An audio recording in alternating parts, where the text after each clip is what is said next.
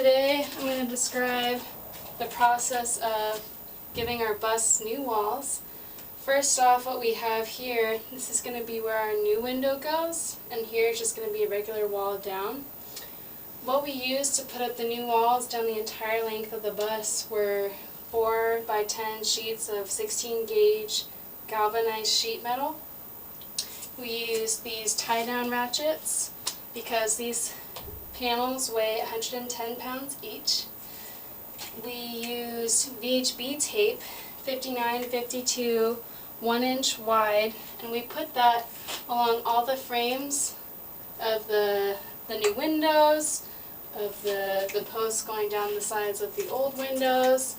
What we used also on the top and bottom were Silka Flex 221.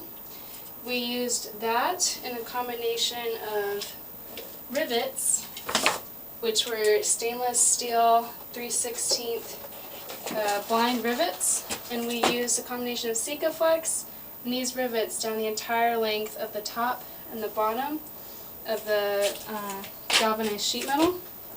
So here's a close-up of that.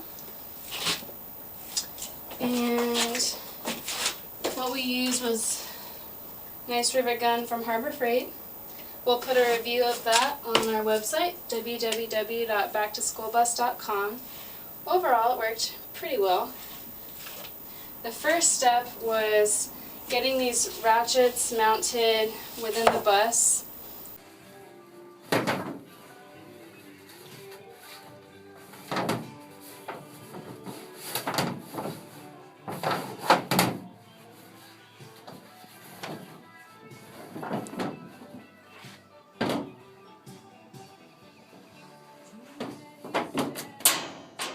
You can go to our website to see some more detailed pictures of how we did that, but essentially these were hanging outside of the bus, and two guys were, Bjorn and one of our really good friends, Mike, were putting the pieces of metal onto the bottom of these ratchets, and from there we just ratcheted up.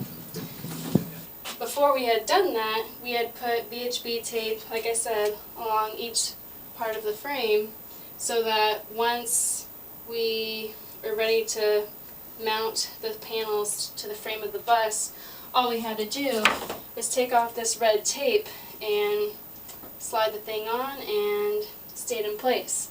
The thing about VHB tape is that it's extremely strong. It actually acts as if a weld is created between the two pieces of material that you're using, and it also helps balance out the stress load between the joints. So this was really good and extremely helpful for getting the sheet metal mounted on exactly where we need it to be, to within ½ an inch of of the frame. Once we did that, we went into drilling holes to put in rivets and then Silka Flex.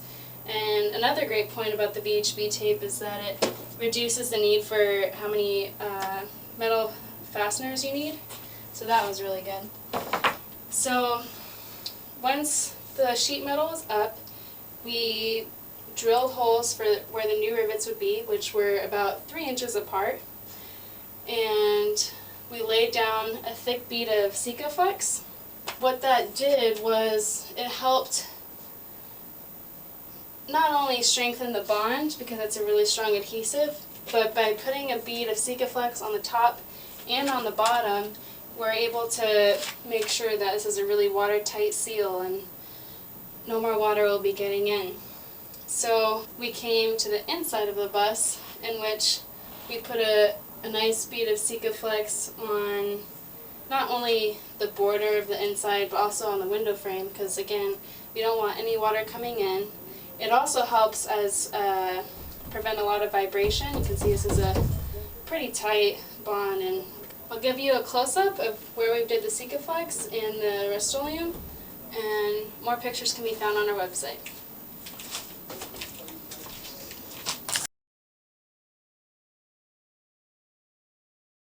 We also used Rust-Oleum. We put that on the bottom where the new wall is going to be, and even though we had grade 90 galvanized sheet metal, which means these panels should last about 70 years, we put some Rust-Oleum on it because it's only a couple bucks and it's going to extend the lifetime. We also found that it acts a little bit as an insulator because this is significantly hotter than this panel. So you can probably tell the difference. This one does not have the paint, this one does.